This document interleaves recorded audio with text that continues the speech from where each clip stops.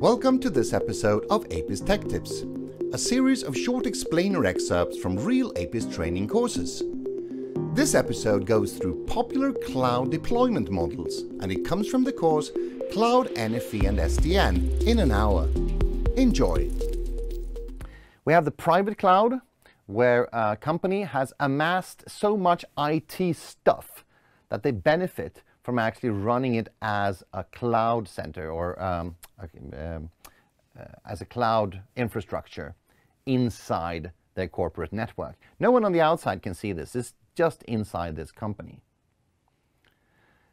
The polar opposite of that is public cloud, where you buy all your cloud services from cloud service providers on the internet. This is an internet service provider out there. And these are just the normal web services, Amazon Web Services or Microsoft Azure or Gmail or Office 365, Salesforce, things like that. You can mash them together. Hybrid cloud. This is the same company as this, company A.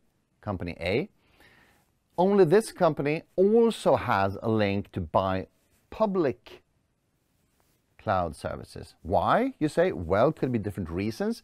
It could be for policy or legal reasons. Maybe this company has to store some things privately, but only some things.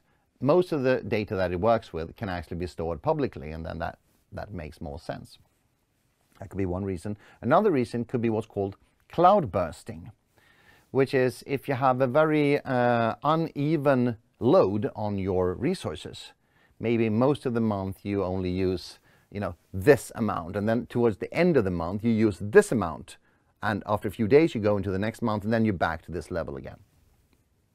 So how would you dimension your infrastructure up here? Would you dimension it for the higher level or the lower level or somewhere in between? Well, if you dimension it for anything lower than the highest level, then you would crash when you come to the higher level, the higher demand. So let's dimension it for like a little bit above the lowest one, and just to allow it a little bit of wiggle room, and then buy the rest from public cloud. That's why it's called cloud bursting. You spend most of your time inside your snug, cozy little private cloud up there, but once in a while when you need the resources, you burst out into the public cloud. There's also multi-cloud, which is just like public cloud, only more of them, hence multi.